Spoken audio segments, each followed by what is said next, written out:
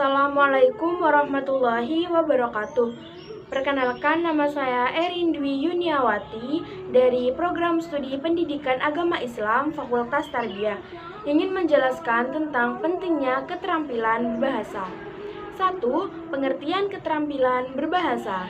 Keterampilan berbahasa adalah kemampuan dan cekatan menggunakan bahasa yang meliputi membaca, berbicara, menulis, dan juga menyimak. Pada pembelajaran keempat, keterampilan bahasa tersebut menempati posisi yang vital dan saling terintegrasi. Terampil sendiri bermakna cakap atau mampu dan cekatan sebagai kata dasar dari kata keterampilan. 2. Fungsi keterampilan berbahasa. Ada 4 fungsi bahasa, yakni untuk menyatakan ekspresi diri, sebagai alat komunikasi, sebagai alat untuk mengadakan integrasi dan adaptasi sosial, dan sebagai alat untuk mengadakan kontrol sosial. Berikut ini masing-masing penjelasannya. Yang pertama yaitu sebagai alat ekspresi diri.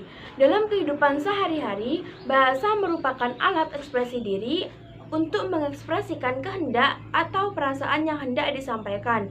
2. Alat komunikasi. Bahasa merupakan alat komunikasi yang digunakan seseorang dalam berintegrasi dalam kehidupan sehari-hari. Bahasa sebagai komunikasi sekaligus alat ekspresi diri untuk menunjukkan seseorang.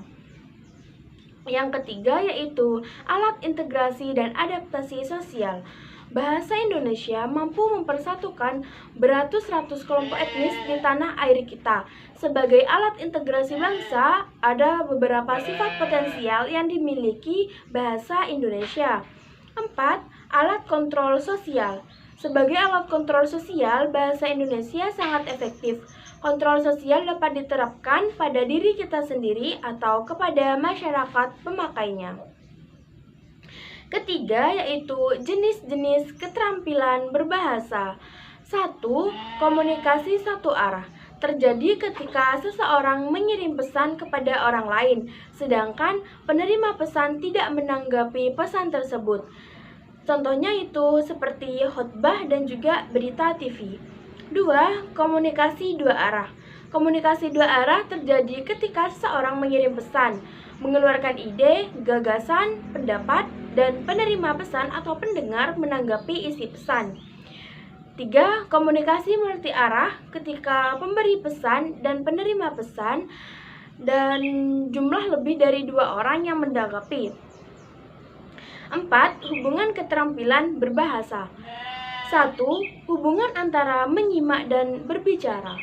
Menyimak dan berbicara merupakan keterampilan yang saling melengkapi keduanya, saling bergantung.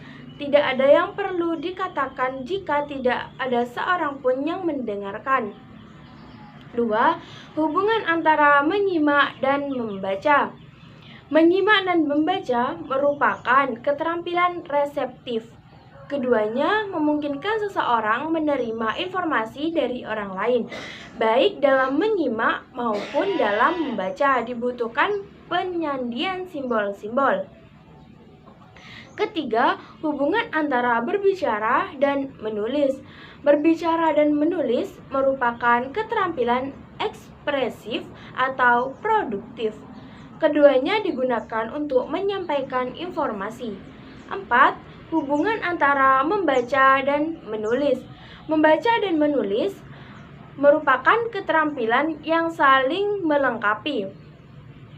Tidak ada yang perlu ditulis kalau tidak ada yang membacanya, dan tidak ada yang dapat dibaca kalau belum ada yang ditulis. 5. Macam-macam keterampilan berbahasa. 1. Yaitu keterampilan menyimak. Menyimak adalah keterampilan memahami bahasa lisan yang bersifat reseptif. 2. Keterampilan berbicara. Kemudian sehubungan dengan keterampilan berbicara, secara garis besar ada 3 jenis situasi berbicara, yaitu interaktif, semi-aktif, dan non-interaktif. 3. Keterampilan membaca. Membaca adalah keterampilan reseptif bahasa tulis. Keterampilan membaca dapat dikembangkan secara tersendiri, terpisah dari keterampilan mendengar dan keterampilan berbicara. 4. Keterampilan menulis. Menulis adalah keterampilan produktif dengan menggunakan tulisan. Sekian penjelasan dan resume dari saya, kurang lebihnya saya memohon maaf. Wassalamualaikum warahmatullahi wabarakatuh.